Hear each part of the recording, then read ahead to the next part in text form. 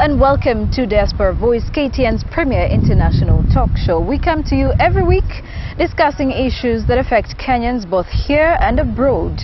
And of course this week we've got quite a lot for you, and we're going to be featuring basically the insecurity in Kenya and how exactly we can pick lessons from the US and how to sort out issues that are happening back here at home. I'm Joy Doreen Bira. Welcome to the show. The past few months have seen a resurgence of insecurity in the Tana Delta region, and also, of course, attacks, brutal attacks in Western Kenya and shootouts in Mandera town. Not to leave out the fact that Garissa, not far from today, was also having security issues. Now, this has, of course, irked many Kenyans on the wrong side, questioning whether or not security forces in the country are doing their job and doing it right. And today we'll be focusing on insecurity in Kenya. Fedi Omondi puts this into perspective. The dusty village of Mwalufamba in Kwale County gives an impression of business as usual, a people going about their duties unperturbed. But beneath the deceptively calm faces, the fear of death trails people on the streets and into their homes. Shadowy people stalk this village. They've perfected the art of killing and disappearing, their calling card being a trail of razed homes, broken limbs, graves, widows and orphans. Our trip to Mwalufamba was triggered by information of a killing spree that occurred in the period around the general election on March 4th. The images of the chopped up bodies too ghastly to show. At one home, we found this woman lucky to be alive after a harrowing night that left her husband dead and their home reduced to ashes. The events of that night have left her paranoid, and with her killers still at large, she is unwilling to share her ordeal. No for hemaneno go tata shilingi mbiri ga bure ya kila gaze gazenolagi na venya woga sibaya na venya woga. Only after several minutes of persuasion and a compromise to roll the camera with her face hidden did she agree to talk. Her story begins at 10 p.m. on the night of March 3rd, a day before the election. She was asleep in this house with her husband and 5 children when the assailants struck. Tukasikia tu huko nyuma watu wanasema wa Republican hai kuvunja mlango. Mmoja akasema choma nyumba, mmoja akasema usivunje mlango, anza kuchoma nyumba. Ndio mwingine akasema avunje huo mlango. Ndio nikasikia tu ule mlango tayari unapigwa na nyundo. Instinctively, husband and wife made for the door and pushed back to hold off the assailants in a desperate effort to save their lives and that of their 5 children in the house. Ndio nikawashata. Baada ya kuwashata ndio mmoja akasema kumbe ndani kuna wenyewe. Namwambia kuna wenyewe. Anasema kama kuna mama na mtoto mwambieni atoke nje maana atachomeka. Ndio nikachukua hao nikamwambia watoto wangu tutokeni nje. Ndio tukaanza kutoka nje.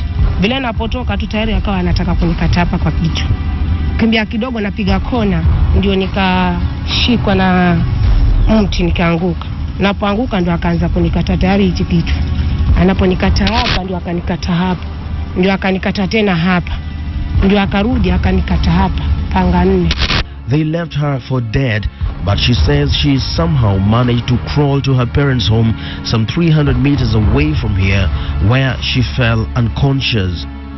She would later wake up at the Coast General Hospital, where she learned that while her children were spared, her husband was not. Nilikuwa ninaenda theater, ndio yule daktari nikamsikia akiongea. Anasema bwanake huyu yuko wapi? Ndio mjomba wangu akasema bwanake huyu amemkata shingo. Ndio mimi nikajua kama bwanangu amekufa. The house they lived in was also left in ashes.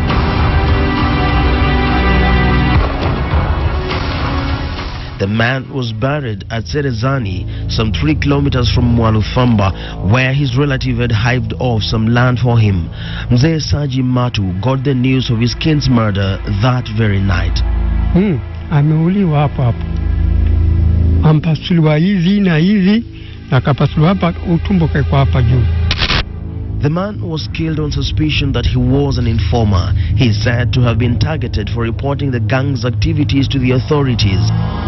The main suspect behind his killing is his next-door neighbor, who is said to be a branch leader of the infamous Mombasa Republican Council. Jirani wake huwa anawaona pale kwa kambi yao, alafu anapeleka information kwa village chairman.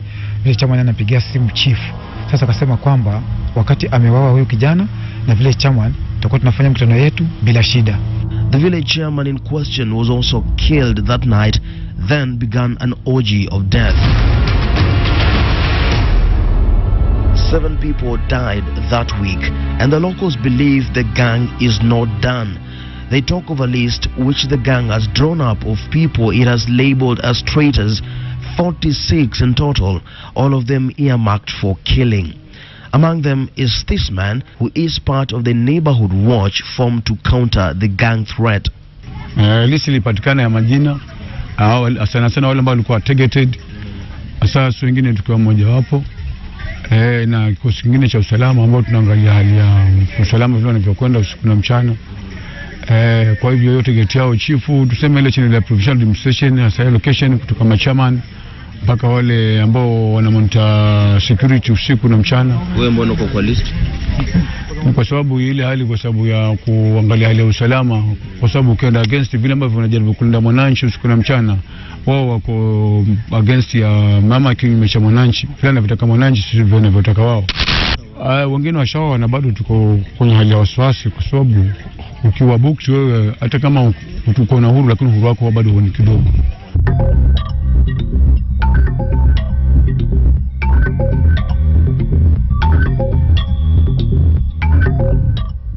The mysterious gang is thought to be residing in forests within Kwale County and beyond.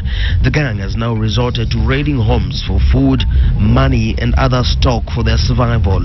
When they call on you, either submit to their wishes or take your chances against a bloodied machete.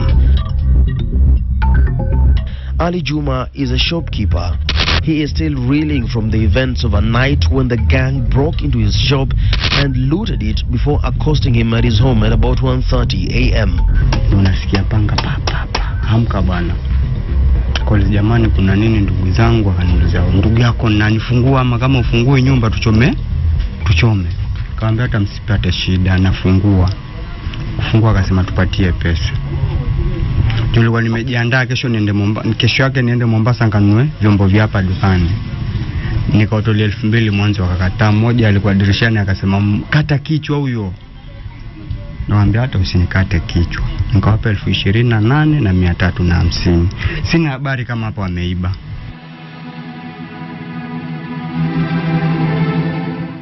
At 6 in the morning, Juma rushed to the chief to report the incident, but as he passed by the shop, he realized his business premises too had been looted. Wakachukua simu 9, wakachukua amplifier, wakachukua kamera 2 Sony na Samsung Digital, wakachukua bandali 2 za unga, maji, wakagawa sukari, wakachukua majani, sigara. Na kulikuwa kuna 1500 zilikuwa ziko hapa, nilikuwa nimeacha silver pia wakabeba. This new mode of operation, targeting the homes and business premises of innocent people, coupled with the alleged list, has made it difficult for people to live here. Many have deserted their homes, fearing for their lives. Others claim they have dug up trenches where they hide for the night. It is especially difficult for the families of the people who are left behind. Fanye nini sasa? Mimi na watoto 5 na sijui nitawafanya nini. Nyumba imechoma, hakuna hata ambacho kimepatikana. Kila kitu amechoma. Sasa ni mtu jirani anipatie kama nguo nivae watoto wangu kama hivyo, na wanataka kusoma, na sasa hata sijui watasoma vipi. Nimebaki ni maskini tu.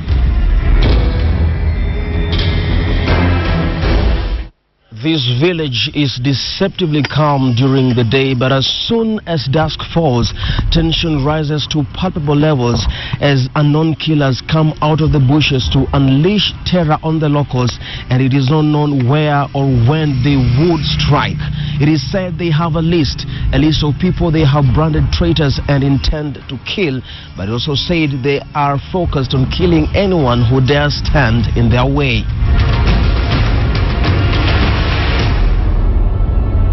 Hayo ndio matatizo, haijulikani, zikawa tuuliwa tu hivi hivi humu.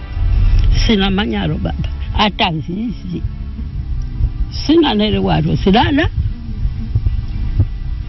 wera sisinda goma nyago mimi mwanangu. Kulala ni vile serikali ilianza kufanya msako, ndio mimi nililala, nilikuwa nalala juu ya miti. A distraught community broken by the brutal murders of their own now looks to the long arm of the law. Maybe it can shield them from the terrors that have stalked them at night. Lakini vile walileta kambi pale Mwalubamba, at least kidogo ndo nalala. Lakini silali mahali pamoja. Leo nikilala hapa, kesho nalala kwingine kwa sababu mimi mwenyewe naogopa. A contingent of police was deployed to the area to hunt down the gang members, but to date the efforts of the law enforcers have come to naught. In fact, the police themselves have become targets of the gangs around the coast region.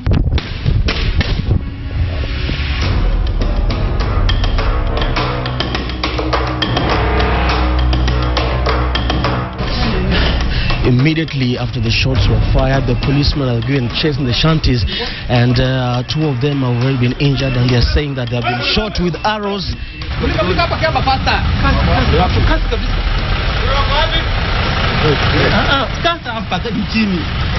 The assailants have repeatedly and boldly attacked gun-toting policemen with their machetes, with devastating results.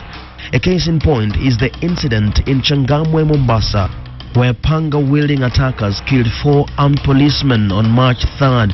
We were about 6. So wakati tunaenda, mimi nikawa nimepita mbele nikiwa na tochi, nikaambia OCS OCPD, nikamwambia pande ni vizuri tuangalie kwa hii manyumba, hii makioski iko pale, sababu hiyo watu wanaweza kujivisha wapi. Sio kitu kama 50 meters ninaendelea kumulika, mimi nikakuta watu wamemulika wamelala wapi, nikaambia afande ndio hawa, na nikawa nimelala chini. Sasa kulala chini pale, hapo ndio wakaanza kuexchangea nini malisasi. Wakati tunaendelea kuexchangea malisasi, wanatumika, sisi tunawapiga. Kukawa kuna timu inatokea pande ile naye inakuja, hiyo timu ikawa ni timu kubwa. OCPD akasema within the row. Tukawa sasa tunageuka tukielekea wapi? So wakati tunakuja, unajua tuwezi kutoroka kienyeji, tumekuja tunakimbia na wengine hatuko na mbio sawa. Meja akawa sasa bunduki yake hakuna risasi, yangu hakuna risasi. Askari mmoja wa Kenya Police akawa ndiye amebakisha risasi, na bunduki ya huyo naye ikawa ndio imebakisha risasi na haipigi. So unajua hapo tuwezi kuambiana nisaidie na hiyo bunduki, hiyo magazine ikawa ni ile kuchanganyikiwa. Official statistics indicate that the gangs have killed 26 policemen in the last 7 months alone. These attacks are especially rampant in Tana River, Kilifi, Kwale and Mombasa counties. With every attack, the security officers have sounded defiant.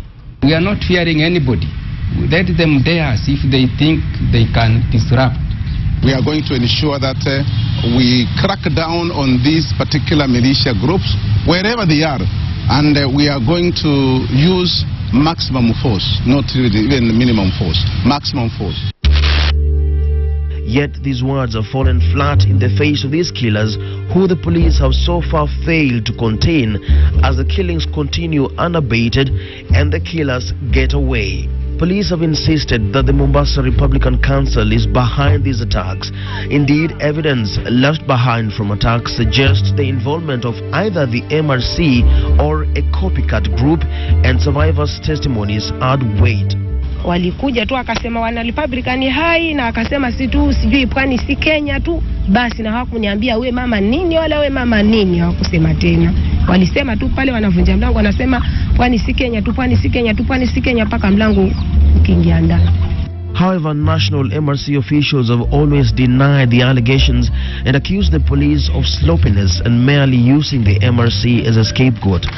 Nilihali sisi kila siku tunaiambia serikali ijaribu kuchunguza kwa wingi zaidi juu ya matatizo yanayotokea. Lakini kwamba lolote linatokea mara moja kwa moja wanasema ni MRC. Na ile hali MRC wanafuata mambo yao kisheria, tuko mahakamani. Baada ya kesi kutupiliwa mbali, tuliweza kuambia vijana wetu tutulieni mpaka kura zipigwe, baadaye tutarudi kotini. Na kweli vijana walitulia. Lakini vijana waliofanya fujo katika sehemu ambazo walifanya fujo, lazima serikali ijaribu kuchunguza ni kina nani. Lakini sio MRC. Mimi nakataa. Some observers have also suggested that other gangs could indeed be using the MRC name to front their own agenda. Tusiwe na haraka ya kukimbilia lile kundi. Hatuelewi. Labda ni MRC. Labda si MRC. Lakini jukumu ni serikali kufuatilia na kutuelezea.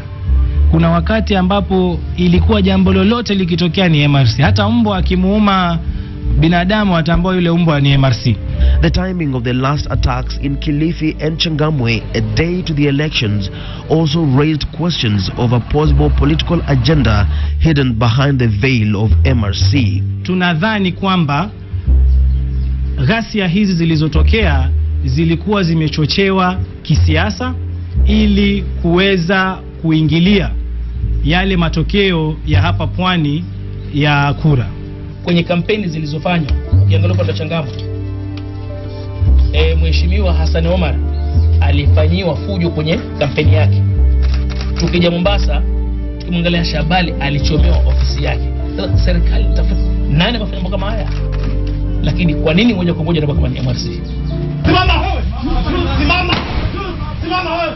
The police have been on record saying some politicians and prominent businessmen were being investigated over possible links with MRC. Have these investigations revealed anything? If yes, why the deafening silence? Are these gangs simply too good for the police to catch, or do the waters run too deep for anything to be done? If the policemen themselves, with all their resources, are sitting ducks in this war against killer gangs, how safe is the helpless peasant who depends on the same police for protection? Hauna mbinu. Mbinu ya polisi kuja kutafuta hao watu kuwashika. Ndio mbinu hiyo. Lakini hauna njia yoyote sisi. If indeed it is the MRC that is behind the savage murders of many, then they have a long and bloody playbook to read from in their metamorphoses. They are not the first such group with high-minded ideologies to have the virus of wanton violence infiltrate and take over their ranks. The Mungiki once was a group that bathed in a moral agenda, drawing many into its fold. Then, when the government responded with an iron fist, they too would drink from the cup of violence. A bitter harvest would be reaped by the police, the public, and the proscribed group. And it didn't end well for many. If the haze of such an ignominious history has drifted over Kwale, then there may be more to worry about than the air here already thick with tension. It is evening once again in Mwalufamba. With the mysterious killer gang still on the loose, the locals have many reasons to be thankful if they live to see the morning light. The scattered spates of insecurity in Kenya have also been of concern not only to Kenyans in the country, but also Kenyans living abroad. And joining me this time on Diaspora Voice to share his views on the increased insecurity in Kenya is our US-based correspondent, Chris Wamala, who is here to share with us some of his stories and concerns in regard to the insecurity in Kenya. Well, thank you so much for joining us, Chris. My pleasure, Doreen. It's an honor to have you on the show and back home. Thank you. Well, hoping that you are actually already acclimatized with what's happening in the country. What would you say about the increased spates of insecurity in Kenya? It's a serious concern, just to put it plainly. It's a major concern, and if nothing is done about this, then every Kenyan, both at home and abroad, has good reasons to be seriously affected and concerned. Right. I would take it that this kind of insecurity is not new to you, who is based in the United States, especially when we talk about the gang violence that we're seeing on the rise in Kenya. When you compare the two, I know we are a developing country and the US is a developed country, but when you compare this kind of violence, what do you make out of it? I think one of the things I've come to realize is that we make excuse in Kenya when it comes to violence, equating Kenya to the US. One thing I'll tell you quite clearly is that there's no comparison, in the sense that in the US, yes, we have some sense of violence and insecurity, but it's not as rampant as it is right here.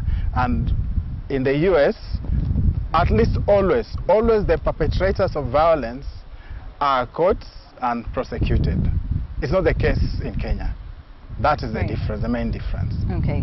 And when we look at, you know, the fact that we're having people here who own guns and they're using them illegally in the country, and when you look at the United States as well, it's just about the same thing. You know, the people who have guns and the ones who use them illegally are basically these young adults, some of them juveniles actually, who are using these guns in the wrong way. So at some point you'd actually want to have the idea that probably we need policies as strong to deal with this gun violence that we're having in a country like Kenya. I totally agree with you, and especially in a place like Kenya, right now we have all the reasons to put in place very serious laws that will curb insecurity. But with the new constitution and the new devolved system, we need to even also just devolve how we deal with issues of insecurity. Speaking from the experience of the US, security is, in spite of the fact that it's a national issue, dealing with insecurity is localized. I live in the state of Delaware. What happens in the state of Delaware is basically a state of Delaware issue. So I think in case of Kenya, we can also deal with that issue using the devolved system that we have now. Right.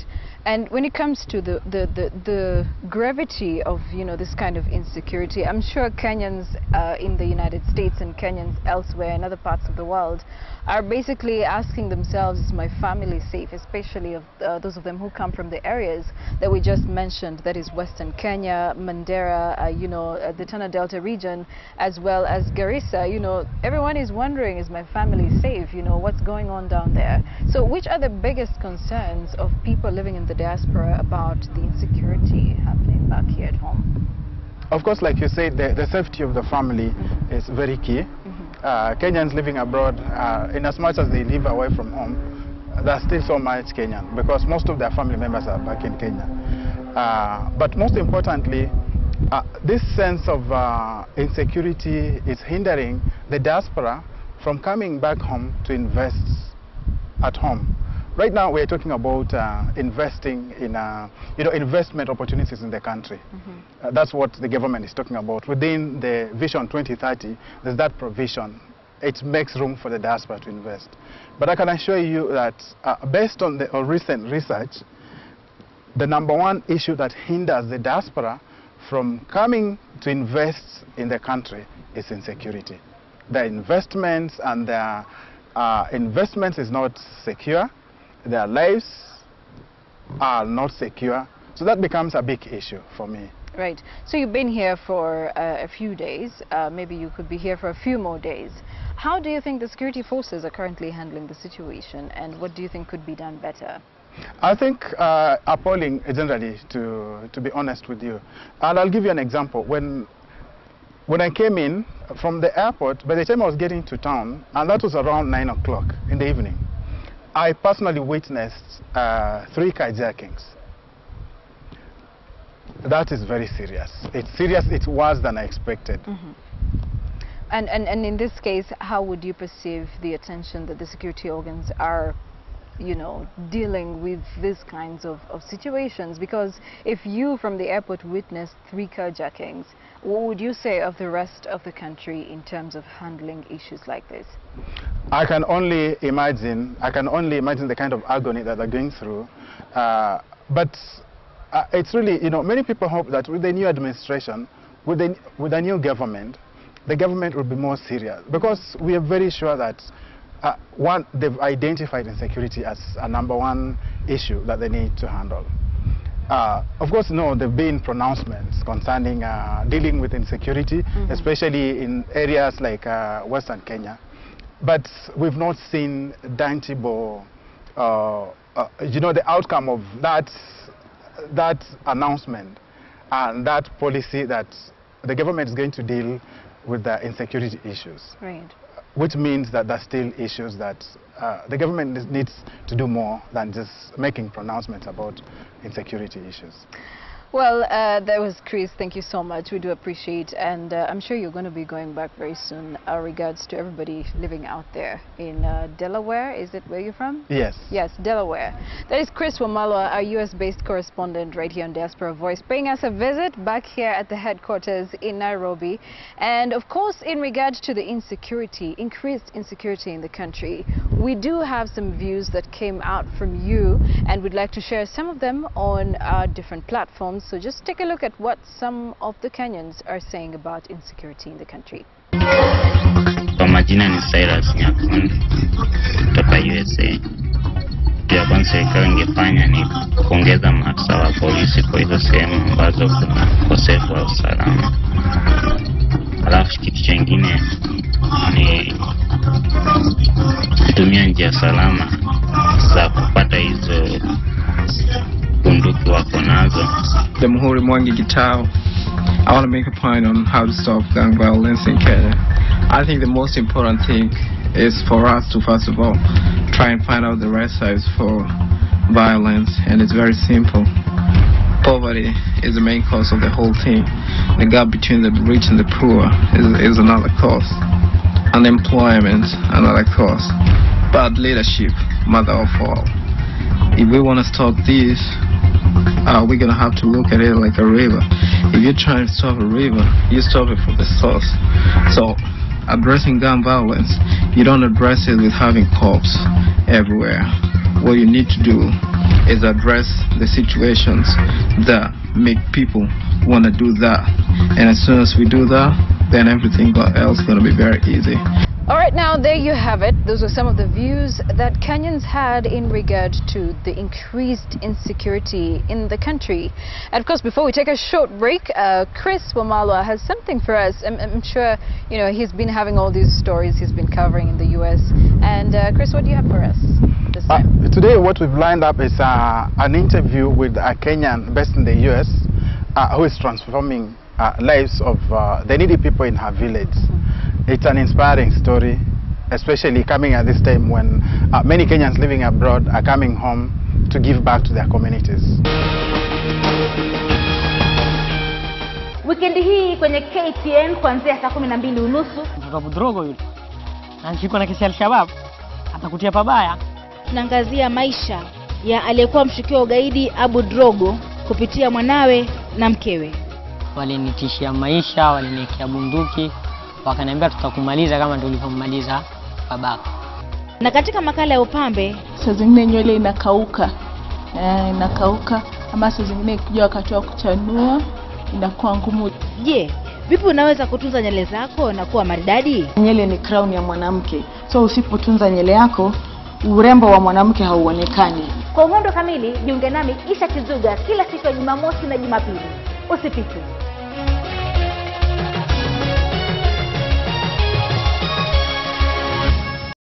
Are you seeking unique entrepreneurship opportunities in East Africa? We explore the potential that Burundi has to offer the region after over 10 years of civil war. We have a catalogue of all the opportunities in all these provinces. It takes only 6 hours to register business in Rwanda. Members of East Africa Community and members of COMESA would be considered as local investors. An opportunity to learn, network, take risks, explore where others see impossibilities. We make any kind of furniture you can think about using bicycle paths. I ventured into the tourism, and the weirdness is where I belong. Our primary market is Mama Samaki, and they'll buy the fish for between 300 and 350 shillings. On average, we'll be making about 600,000 every month. It takes courage to stretch your limits, express your power, and fulfill your potential. Watch Business Focus every Thursday at 7:30 p.m. on KTN and be the first to know.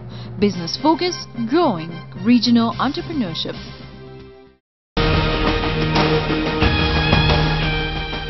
In this segment, we speak to Beatrice Atieno Williamson, a Kenyan based in the US, who is transforming the lives of the needy people in her village.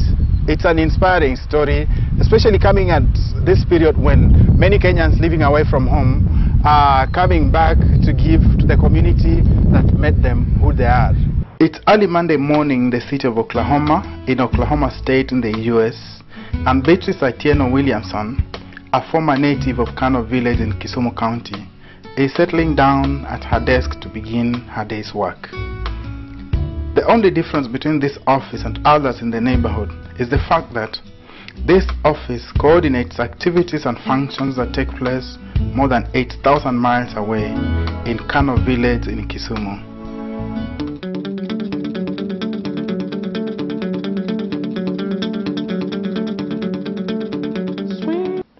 This is the nerve center for Maisha International Orphanage in Kisumu that is bringing life and hope to hundreds of people stricken by poverty.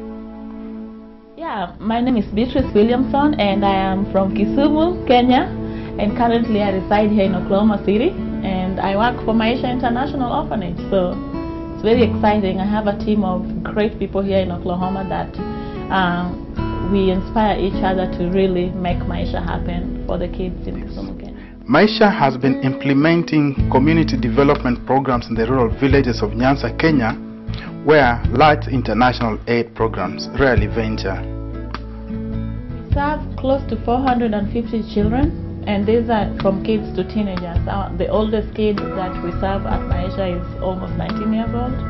And also we minister and serve a lot of women in that local area, and also in the slums of Nyalenda area. So currently we have almost 167 women in our program. So that's a lot of people that Maisha serves.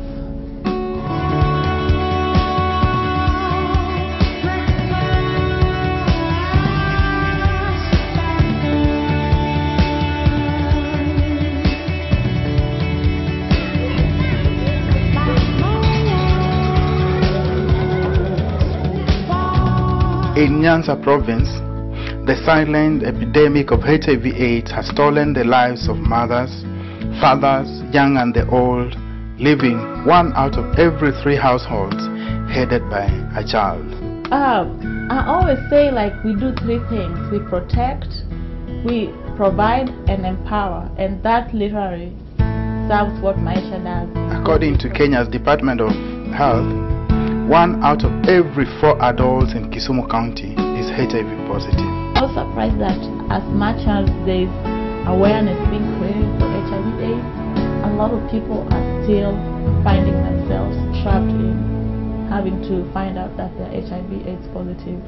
Just recently, when we went to Kenya this June, we did HIV/AIDS testing to that community, and it was solely voluntarily, unless they were Maisha program members, and we tested over 300 people, and I was very shocked to find out that a good number of teenagers were HIV positive, and that was very... But the Maisha projects and programs, their successes, hopes and aspirations are a reflection of its founder and CEO, Beatrice Atieno Williamson. Her lucky encounter with strangers who had visited her village years back, and the results of that encounter, is a personal story that she loves to tell with a smile in her heart. Maisha exists because of one woman. There's a lady from Sweden who gave me a chance for education, and by me receiving education made me who I am today, and I wanted to give back to my local community. The Maisha story also begs the question, As Kenya grapples with many challenges arising from rampant poverty, what role is the Kenyan diaspora expected to play in easing the suffering of masses of people? By and large, people, those of us who are here, really are the privileged few, and we must perceive ourselves as such. We are in a situation where we can do little things that can really make a difference. The need is there, the need exists. We still have children who go to school in classes where there are no desks, in classes where there are no books, in classes where there are no pencils. It is that basic. The diaspora should see those challenges as an opportunity. I've heard examples of groups here in the United States that have taken it upon themselves, for example, to just ensure that kids at home, children at home, have desks. You know, a desk costs about 500 shillings. That's absolutely nothing. While recent events in the international arena have shown that donor countries are cutting back on foreign aid and charitable giving as a result of economic downturn, the recent successful Kenya for Kenyans food campaign was a clear indication that Kenyans, both at home and abroad, can marshal resources to effectively deal with challenges that the country faces. Challenge Kenyans themselves to give back. The reason why I'm saying like that, because in Nairobi or in, there are Kenyans who are able. But it always started me to go in these village areas and you look like, children look like they don't even have relatives in Nairobi. As Beatrice has shown through Maisha, the diaspora can transform villages and people's lives. And it doesn't take that much really if they are willing to forego just one meal a day and leverage their networks and contacts wherever they live. I would really challenge Kenyans abroad, diaspora. Let us get involved and make a difference back at home. Chris Omalo for KTN in the US. Thanks, Chris. That was a truly inspiring story right there. And of course, we wish Beatrice Atieno Williamson the very best in her venture as she tries to give back to society back home. And we also encourage you to do the same in case you are living in the diaspora. No matter where you are, I'm sure you can make a difference back home here. Now, of course, that brings us to the end of the show. Thank you so much for joining us in this edition of Diaspora Voice. And remember, you can take part in all our segments. You can give your views on the various topical issues that we do have. All you have to do is write us an email, diasporavoice@standardmedia.co.ke, or you can reach us on Twitter at Diaspora Voice and on our Facebook page, that is at KTN Kenya, and leave all your views right there. From us here, we'd like to say thank you so much. That is the team and the rest of us here back home in Kenya. Thank you all for watching. I'm Joy Doreen Bira. Until next week, bye-bye.